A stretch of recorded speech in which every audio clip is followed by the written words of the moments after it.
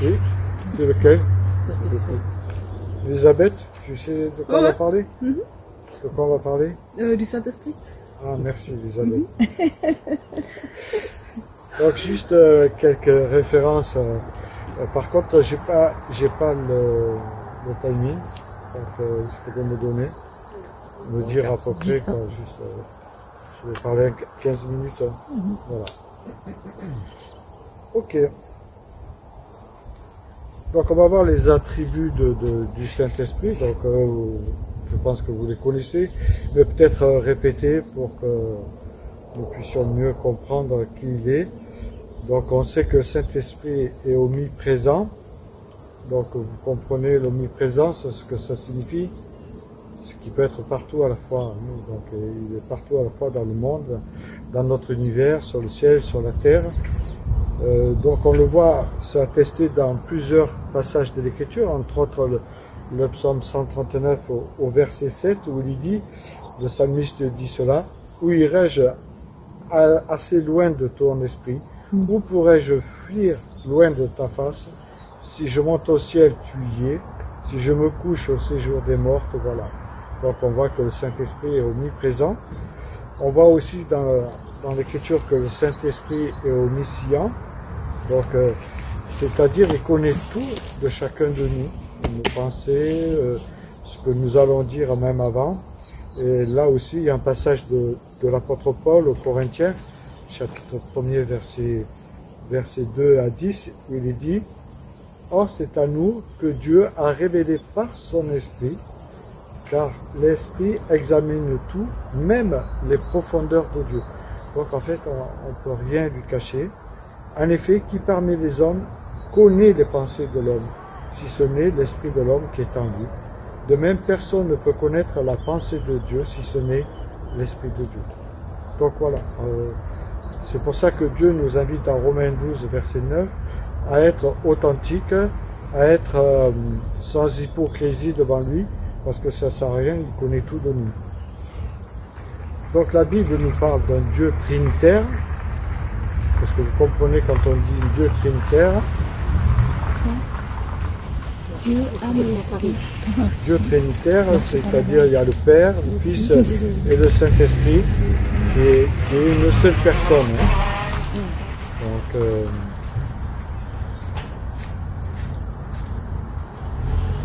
Donc on peut le voir aussi comme une puissance. Le Saint-Esprit est décrit aussi comme une puissance, comme une force.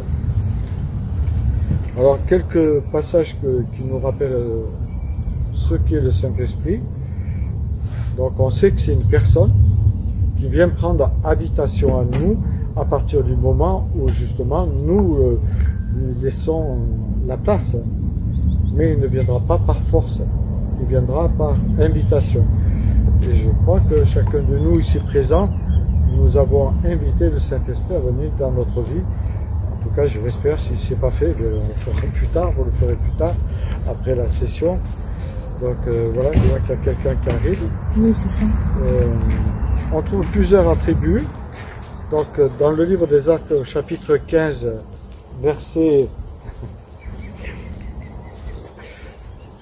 chapitre 15, verset 28, on voit que le Saint-Esprit, il a le discernement. Il a paru bon au Saint-Esprit et à nous, dit l'apôtre Luc, justement, de savoir ce qui allait se passer. Donc, il a aussi, il peut avoir des intentions, puisqu'ils sonde les cœurs, donc ils sonde dans notre cœur, le Saint-Esprit, dans Romains 8. Donc, en fait, on pourrait dire qu'il est quand même quelqu'un qui vient et qui sait tout de nous, qui connaît tout de nous, nos pensées, notre cœur. Ça peut être pour nous quelque chose qui nous dérange. Mais Dieu nous dit qu'il nous accepte tels que nous sommes, donc on n'a pas à être dérangé. Donc il est celui qui donne aussi la volonté, le vouloir et le faire. Dans 1 Corinthiens, on voit cela. Un seul et même esprit opère toutes choses en nous, les distribuant à chacun comme il veut. Et là, il est question dans l'Épître aux Corinthiens de donner des dons à ceux et celles qui ont fait un pas envers lui. Il donne aussi la connaissance. dans 1 Corinthiens 2. Il est aussi celui qui contribue à donner des émotions à chacun de nous. Il donne la tristesse, la joie aussi. Et il nous invite à ne pas l'attrister. On peut attrister le Saint-Esprit. Comment peut-on attrister le Saint-Esprit? Est-ce que vous êtes posé cette question-là? Est-ce que vous pouvez répondre? Hein? Alors, comment peut-on l'attrister? Oui. En faisant du mal à adresser quelqu'un. En faisant du mal, on peut attrister le Saint-Esprit, c'est une réalité. En faisant quoi, par exemple? Steve. Comment peut-on attrister le Saint-Esprit? Le péché, hein? Tout ce qui est Oui, péché, à partir du moment où on entre dans une désobéissance par rapport à ce qu'on connaît de sa parole. Et donc, il est dit qu'on peut l'attrister. Il est dit que le Saint-Esprit pense aussi, puisqu'il dit qu'il paraît bon au Saint-Esprit à nous de nous imposer aucune charge qui n'était pas nécessaire. Donc il peut nous parler dans le livre des Actes, au chapitre 1er, versets 1 à 11, on voit qu'il peut parler. Le Saint-Esprit descend sur eux, comme il est descendu au commencement, et il commence à parler. Donc on voit qu'il peut aussi nous guider dans la vie. Le Saint-Esprit peut ouvrir des portes, fermer des portes. On voit l'apôtre Paul quand il veut évangéliser, par exemple, en Bithynie, il a cette idée d'aller avec ses disciples, d'aller en Bithynie, et là le Saint-Esprit ferme la porte par 2 fois pour l'envoyer en Macédoine. Donc c'est de l'autre côté, donc c'est à l'ouest, la Bithynie, donc il envoie à l'est. Il peut venir à notre secours. Donc le Saint-Esprit peut venir à notre secours. Je ne sais pas si vous avez déjà expérimenté, mais par exemple quand on ne sait plus, quand on est tellement accablé par une journée ou des événements qu'on a vécu qui sont difficiles, la Bible nous dit que le Saint-Esprit intercède pour nous. Donc ça c'est formidable de savoir que même si nous n'arrivons plus à prier, le Saint-Esprit peut prier pour nous. On sait que le Saint-Esprit dans la Genèse, il est au départ, à la création. Il n'est pas qu'à la Pentecôte, il est au départ à la création. L'Esprit de Dieu se mouvait, il nous est dit, hein. Donc c'est le Saint-Esprit. Il a été donné par, on va dire, ponctualité dans l'Ancien Testament. On voit qu'il est donné à Balaam, on voit qu'il est donné à Gédéon, on voit qu'il saisit Saül aussi, on voit qu'il saisit Jazakiel, Zacharie, et puis bien d'autres. Donc il nous a été promis, déjà dans l'Ancien Testament, il nous a été promis, il nous dit que quand le Saint-Esprit vient à nous, il crée un cœur, nouveau. Un cœur nouveau. Hein. Notre cœur de pierre, qui n'était pas réceptif à Dieu, va devenir réceptif à Dieu, si nous l'invitons, bien sûr, hein, c'est toujours pareil. Hein.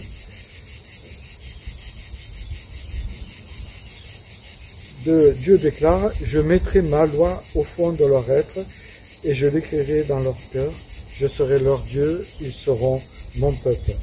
Donc on voit que le Saint-Esprit, en fait, les lois, on n'a même plus besoin de, si on en a besoin quand même, mais je veux dire, les lois vont s'inscrire dans notre cœur.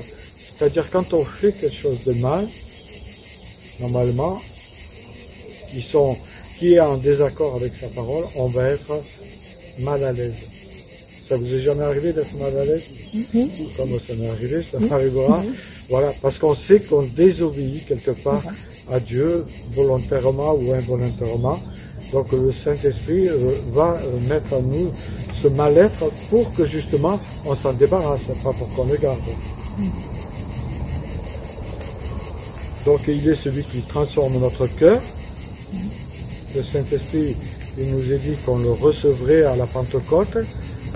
Et cela, il est dit par le prophète Joël, je répandrai mon esprit sur tout être humain.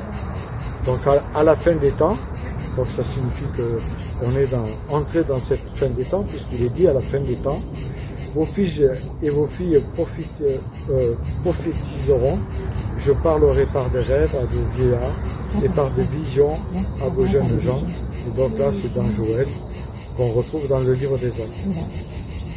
Donc le Saint-Esprit, Jean-Baptiste en parle.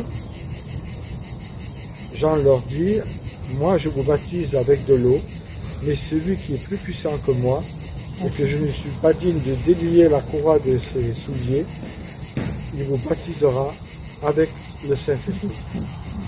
Donc, vous voyez de qui il est question. De qui il est question? Saint-Esprit. De Saint-Esprit. Oui, mais c'est qui va permettre cela? Jésus. Jésus va venir, hein. L'Esprit va rendre possible des choses qui nous paraissent, qui peuvent nous paraître impossibles. Dans Luc, par exemple, au chapitre 1er, il dit, le Saint-Esprit viendra sur toi, et la puissance du Très-Haut te couvrira comme d'une ombre. C'est pourquoi on appellera ce Fils de Dieu, l'enfant qui doit naître. Donc là, il est question de Marie, qui va vivre un miracle extraordinaire, hein, puisqu'elle n'a jamais eu de rapport avec Joseph, elle ne l'a pas connu, et elle va être enceinte parce que le Saint-Esprit va poser sa main sur elle. Donc il peut permettre des choses impossibles, il peut nous guider, il peut nous réconforter, il peut nous révéler l'amour que Dieu a pour nous. Il est aussi celui qui nous donne une nouvelle identité. Donc vous savez, on a tendance à chercher son identité, surtout si on a des origines. Moi j'ai des origines, donc c'est normal qu'on recherche son identité, d'où on vient, qui ont été nos grands-parents, arrière-grands-parents, et donc on recherche son identité. Alors peut-être parce qu'on arrive d'origines diverses les uns les autres, mais même si on n'arrive pas si on n'a pas des origines diverses, on veut chercher cette identité. Et on peut la chercher dans plusieurs sortes de choses qui peuvent être néfastes pour notre vie. Ça peut être la drogue, ça peut être faire la fête. En fait, combler ce vide que seul le Saint-Esprit peut combler, parce qu'il va nous donner notre réelle identité, qui n'est pas forcément dans nos ancêtres, mais elle est plutôt dans celle qui est en Christ, notre identité. C'est pour ça qu'il est dit dans 2 Corinthiens 5, 17, si quelqu'un est en Christ, il est une nouvelle créature, toutes choses anciennes sont passées, et toutes choses deviennent nouvelles. Donc on est en marche, le Saint-Esprit nous met en marche pour nous donner une nouvelle identité. Il est aussi celui qui libère.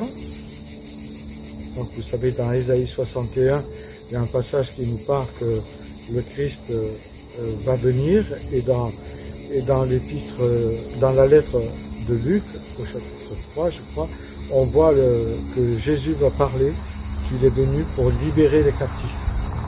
Parfois on peut être captif de son passé, et le Christ nous dit qu'il peut nous libérer, et il va plus loin, dans Ésaïe 61, il est dit qu'on peut revêtir le vêtement de, vous n'avez pas lu, Louange. Un vêtement de louange. Dieu veut non seulement nous sortir de nos prisons, mais il veut nous revêtir d'un vêtement de louange, et c'est ce qu'on a du mal à saisir dans nos milieux chrétiens, c'est saisir ce vêtement de louange, parce que souvent on n'arrive pas à régler les blessures qu'on a eues dans le passé. Donc il est l'agent de notre nouvelle naissance, c'est lui qui va nous permettre de naître de nouveau. On connaît tous l'histoire de Nicodème, cet homme qui était religieux, qui avait une connaissance intellectuelle de l'écriture, qui a enseigné même l'écriture à ses contemporains. Et Jésus lui dit, si un homme ne naît de nouveau, il ne peut voir le royaume de Dieu, il ne peut connaître le royaume de Dieu. Donc c'est pour cela que le Saint-Esprit va venir en nous, nous permettre de comprendre qui nous sommes, c'est-à-dire nous sommes des êtres pécheurs. Et si à partir de là nous demandons pardon à Dieu, nous nous repentons de ce que nous avons fait, alors l'Esprit de Dieu vient prendre habitation à nous, et il va prendre de plus en plus de place à partir du moment où nous lui laissons la place. Donc il fait de nous des enfants adoptifs, le Romain le dit, dans Romains 15, l'Esprit de Dieu atteste à notre esprit que nous sommes ses enfants et que nous pouvons l'appeler Père ou Abba. Alors, certains l'ont traduit comme papa, mais c'est plutôt Père dans l'hébreu. Le Saint-Esprit nous apprend à connaître Dieu intimement. Donc, il va nous donner aussi la possibilité de mieux comprendre certains passages de l'Écriture qui étaient peut-être obscurs pour nous. Il va nous influencer. Il va mettre en nous son fruit, le fruit de quoi? Le fruit de l'Esprit qu'on retrouve dans l'Épître Galates, chapitre 5, verset 22. 22, c'est facile à retenir, vous pensez aux gendarmes. Hein? Voilà, 22. Donc ce fruit de l'Esprit qui en nous va créer, va nous donner d'avoir des vertus nouvelles. Une paix, une joie, une bonté. Mais ces vertus-là, elles vont être développées par l'obéissance qu'on aura à la personne de Jésus-Christ.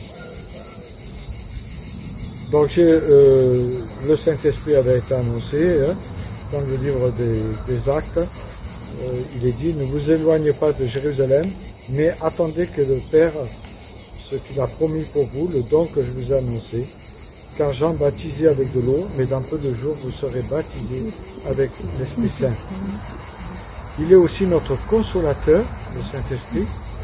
Donc c'est celui qui vient nous consoler quand nous sommes peut-être las, quand nous sommes peut-être dépourvus.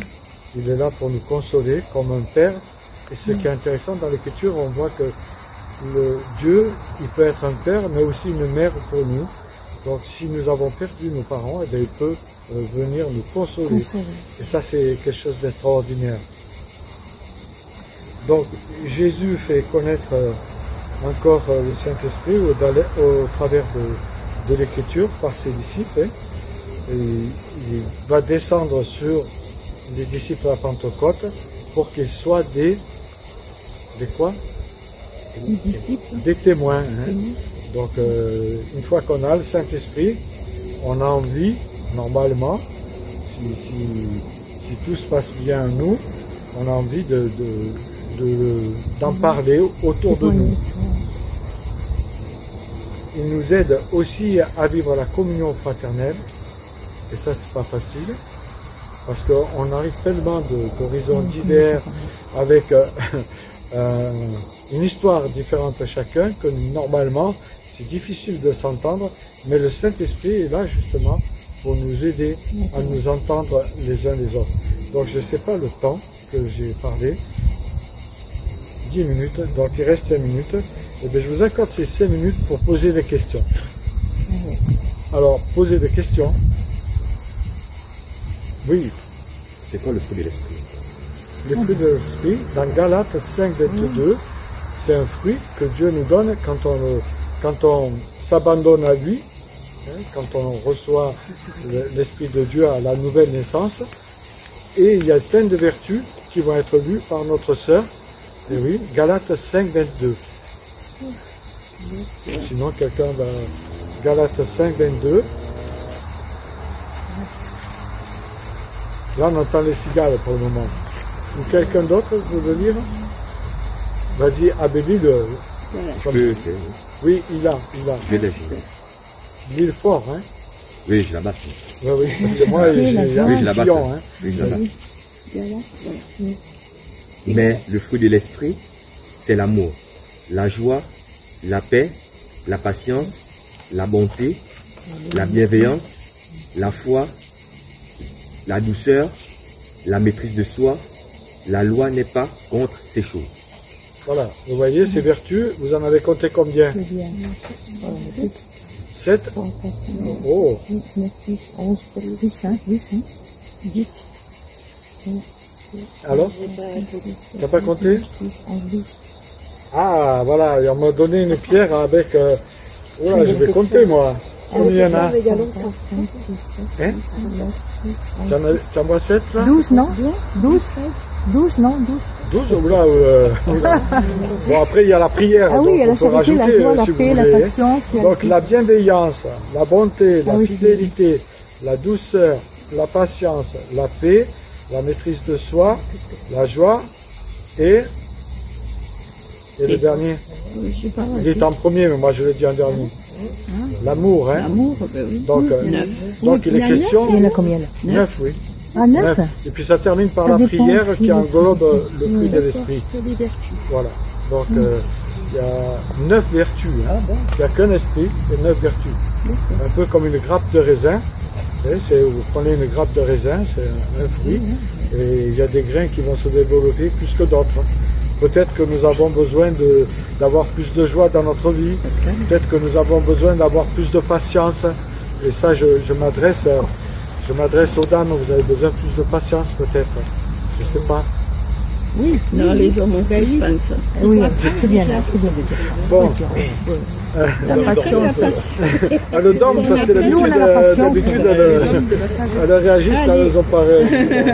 Bon, la maîtrise de soi. Les hommes, de la sagesse pour les hommes. Hein. Que la femme soit... Ah, il y a la bienveillance, la douceur, la joie, la maîtrise de soi, et la bonté, la fidélité.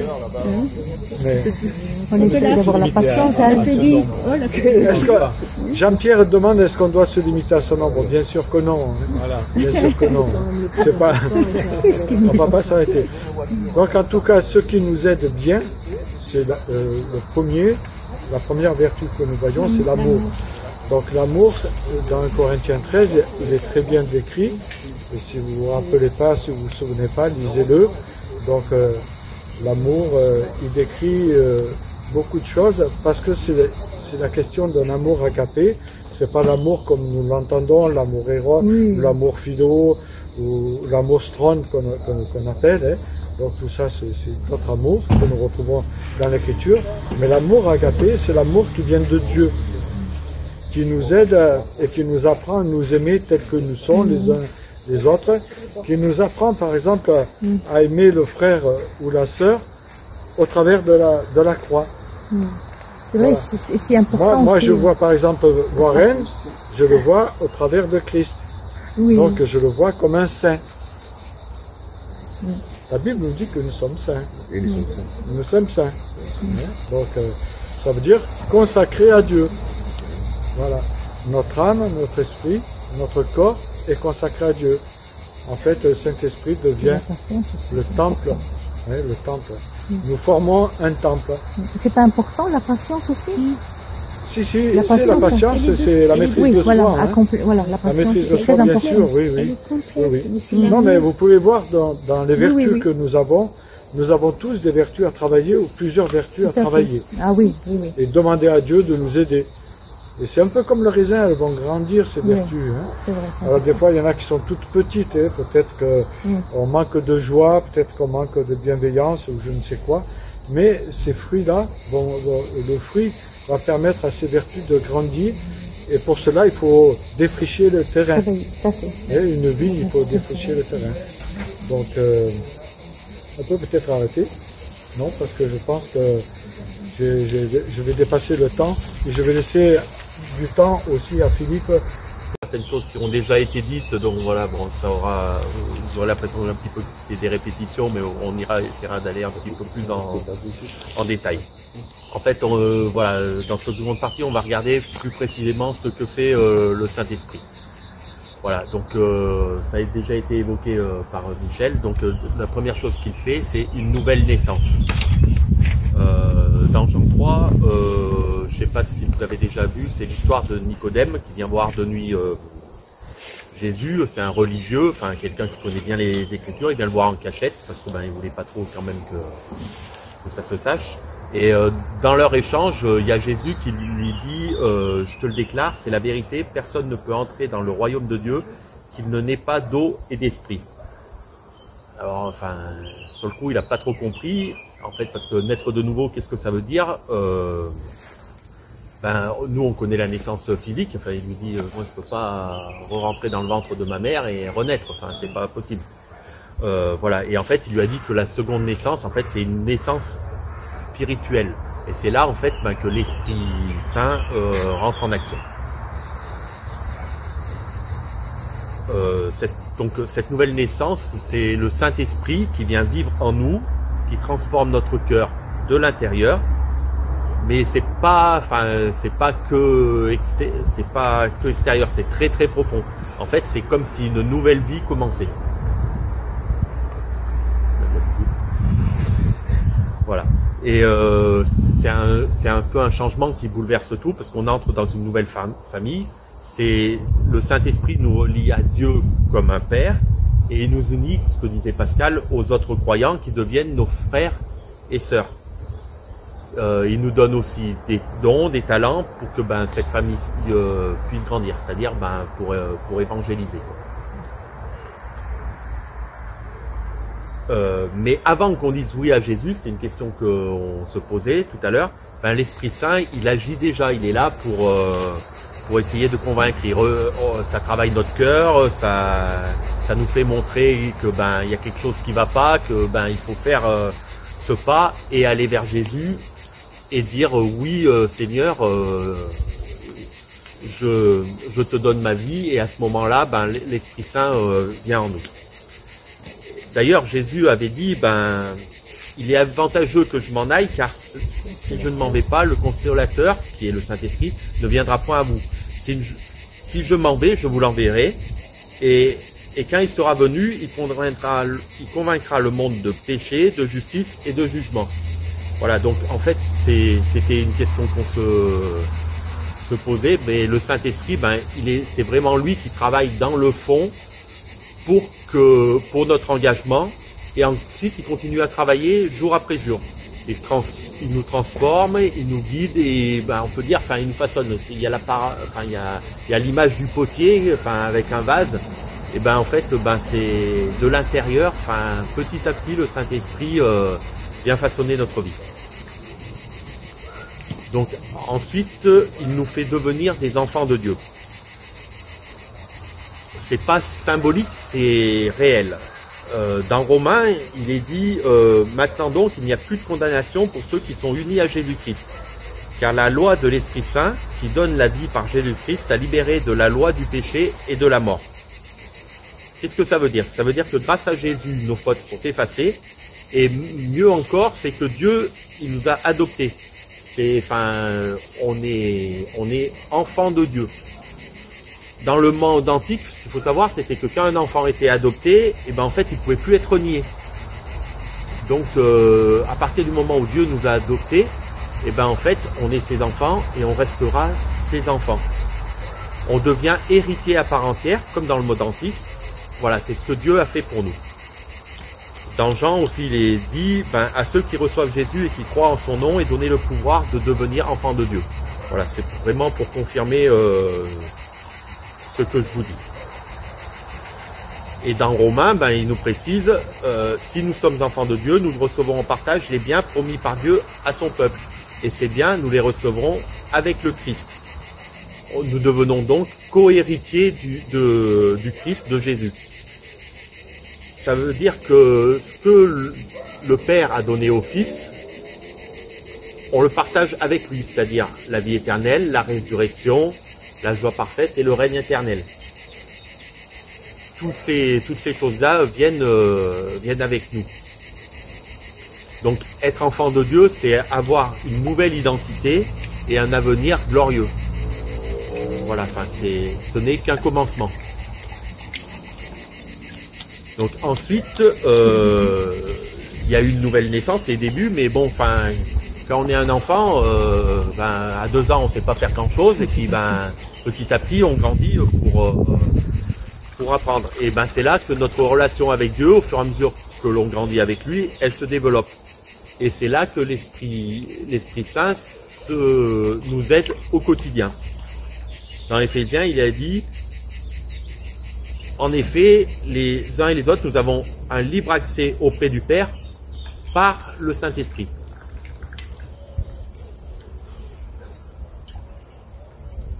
Donc, c'est que grâce à Jésus et au Saint-Esprit, nous avons un accès direct au Père. Enfin, je ne sais pas si vous vous souvenez, on en avait parlé un petit peu dans la prière.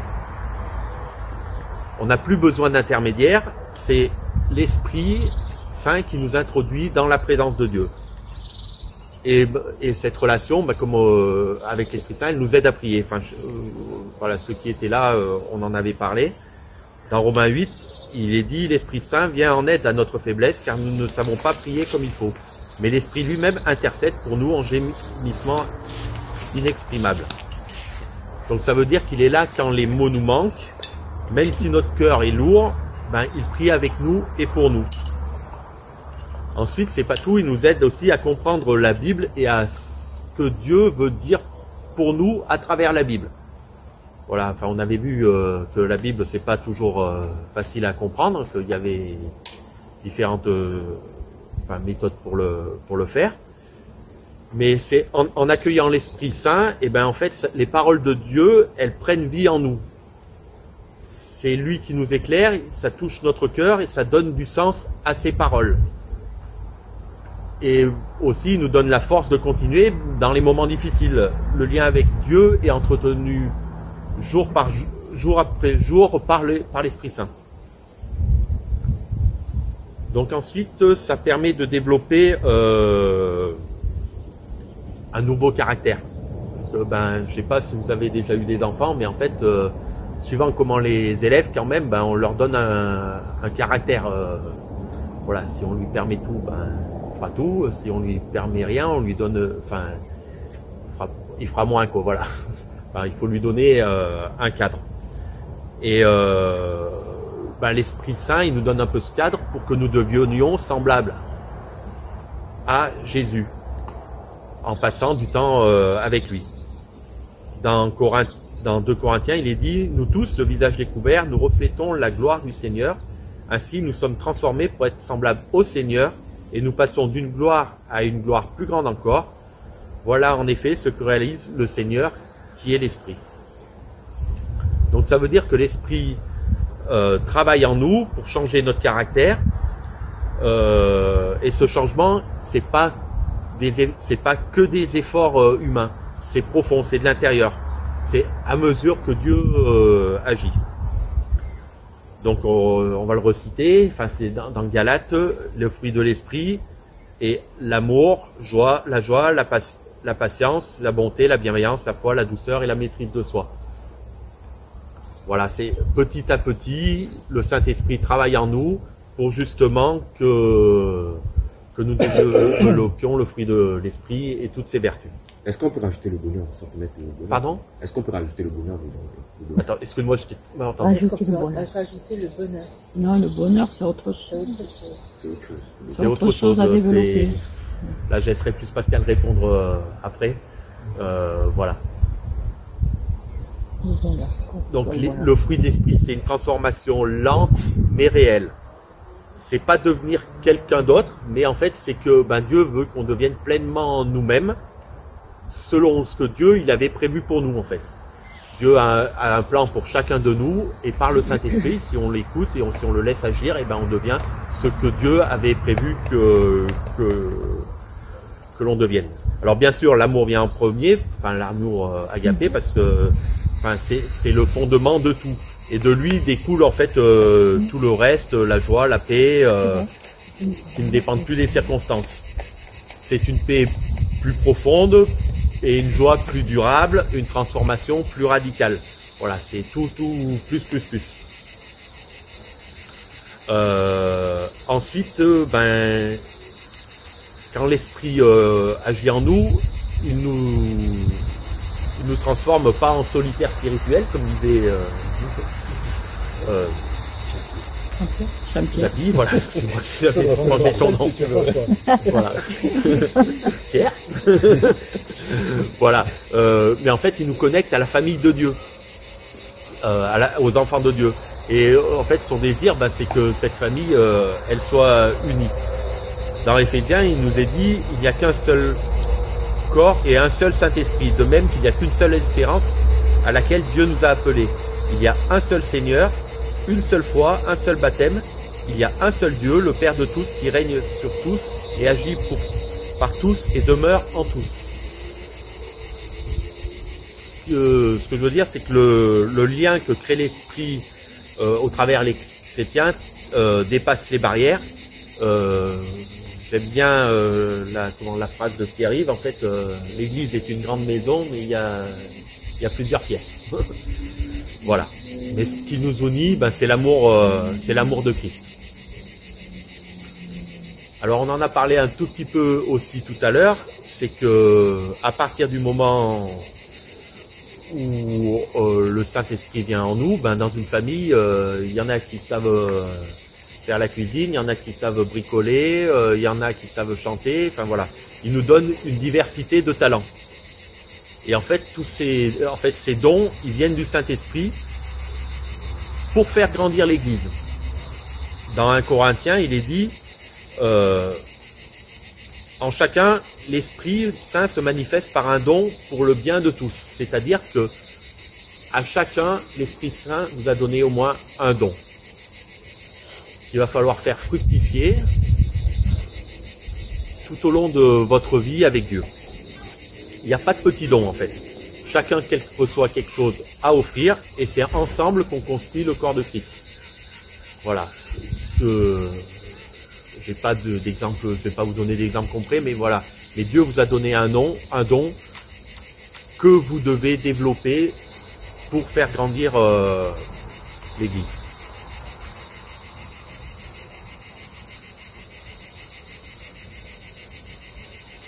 Dans l'Église, il y a souvent, il y en a qui regardent pendant que les autres agissent, mais chacun a son rôle. C'est un privilège de pouvoir servir Dieu avec ce qu'il nous donne. C'est ça qu'il faut se rendre compte. Et comme je le disais tout à l'heure, ben c'est pour que la famille, elle puisse grandir. Et quand tout va bien, la famille, elle grandit naturellement. Et c'est ce que fait l'Esprit Saint. Donc il pousse la famille de Dieu à s'élargir. Il met en nous le désir et la force de témoigner, même si c'est pas facile, hein, toujours. Enfin, on est timide, des fois on n'a pas toujours l'assurance, mais ne serait-ce que par nos actes et par notre façon de vivre, eh ben on peut aussi témoigner de ce que l'Esprit Saint fait en nous. Dans Actes, il est dit, vous allez recevoir une force, celle du Saint-Esprit, qui descendra sur vous, et vous serez alors mes témoins jusqu'aux extrémités de la terre. Et donc, un témoin, de par ce qu'il est, il témoigne. Donc c'est l'Esprit qui nous donne le courage. Même si parler de Jésus nous semble intimidant, c'est l'Esprit qui nous pousse à partager ce qu'on a vécu avec Dieu. Et même quand on n'y dit rien, donc comme ce que je disais, la transformation en nous parle fort. Voilà.